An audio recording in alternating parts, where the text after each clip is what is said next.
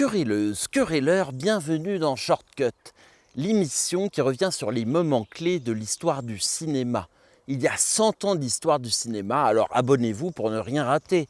Je suis TN et aujourd'hui nous allons parler de la première Steadicam utilisée dans un long métrage. It's a shortcut. Dès les prémices du cinématographe, Louis Lumière mit à profit l'enregistrement du mouvement pour positionner sa caméra, ou plutôt son trépied, sur un objet mobile, un bateau, un train, etc. La fascination exercée par les mouvements de caméra s'explique notamment par les stimuli qu'il opère sur le spectateur. Quand même la caméra bouge, il se passe toujours quelque chose à l'écran. Les considérations esthétiques et les implications de ce que la mise en scène peut en faire achèvent d'en faire un incontournable des tournages de cinéma. Les travelling opérés sur des rails ou les mouvements de grue sont utilisés pour dynamiser les expositions ou intensifier de nombreux plans. Mais leur utilisation est lourde, notamment en décor naturel, et comporte de nombreuses limites. 1972, Garrett Brown était un opérateur caméra qui, devant réaliser pour un film publicitaire un travelling portant sur 2 étages, contourna l'impossibilité de commettre cette prouesse avec des rails en montant une caméra 16 mm sur une perche équipée en bas d'un contrepoids.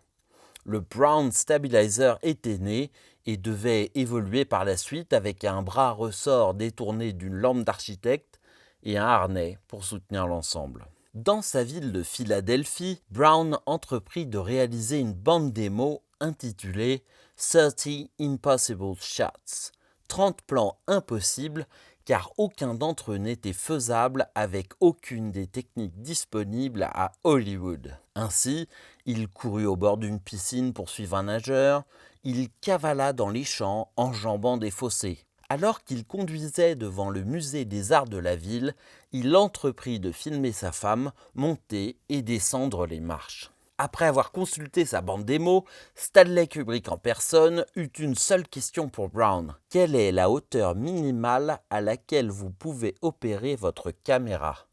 Il avait déjà en tête l'utilisation d'un grand angle au ras du sol pour la mythique scène du labyrinthe enneigé ou les escapades à tricycle de Danny dans The Shining. Mais The Shining n'est, contrairement à la légende populaire, pas le premier film à avoir utilisé l'invention de Brown. Le réalisateur John G. Avildsen préparait Rocky quand il vit les rushs de Steadicam dont il s'inspira directement pour des scènes de son film.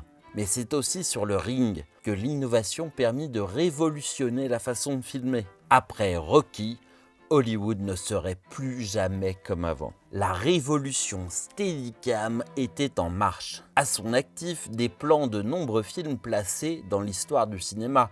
Rocky, Marathon Man, The Shining, Blowout, La valse des pantins, Indiana Jones et le Temple maudit et bien d'autres. Par son inventivité et son culot, Garrett Brown avait ajouté une couleur à la palette des cinéastes du monde entier. Et voilà, Shortcut c'est terminé pour aujourd'hui. N'oubliez pas de liker, de vous abonner, de mettre la cloche, de commenter et de partager la chaîne avec vos proches. Ciao! It's a shortcut.